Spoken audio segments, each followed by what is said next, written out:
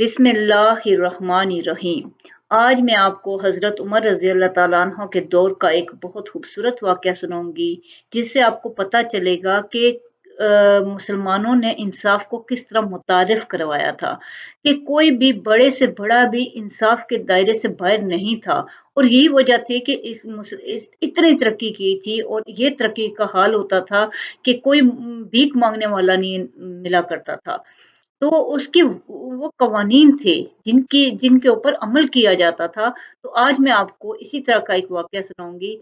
हज़रत उमर रज़ी अल्लाह तआला अन्हो ने किस तरह गवर्नर को सज़ा दी थी, और बहुत से वाक़यात हैं उनकी ज़िंदगी के। एक वाक़या मैं आपको सुनाती हूँ। हज़रत उमर रज़ी अल्लाह तआला अन्हो ने न सिर्फ़ हुकूमती आमलीन के लिए सख्त कवानीन बनाए थे, बल्कि इनके सालाना एहतसाब का तरीका भी राइज किया था।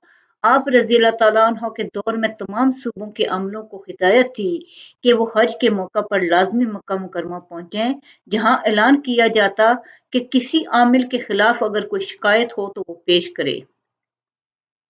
फिर वहीं मजमा में शिकायत सुनी जाती, और अगर कोई आमिल मुजरिम साबित होता तो उसे वहीं मजमा में सजा भी सुनाई जाती थी।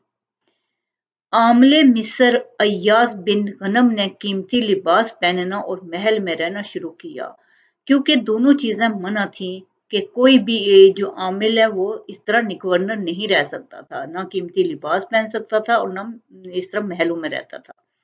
उनकी शिकायत की गई तो आप रज़ी अल्लाह तआला अन्हो ने उन्हें माज़ूल करके बतौर सज़ा कंबल का कुर्ता पहनवाया और बकरियां चरवाईं। उन्हें ओहदे से उसी वक्त हटा दिया गया था जैसे ही उनके बारे में सज़ा शिकायत थी और वो सच साबित हुई थी।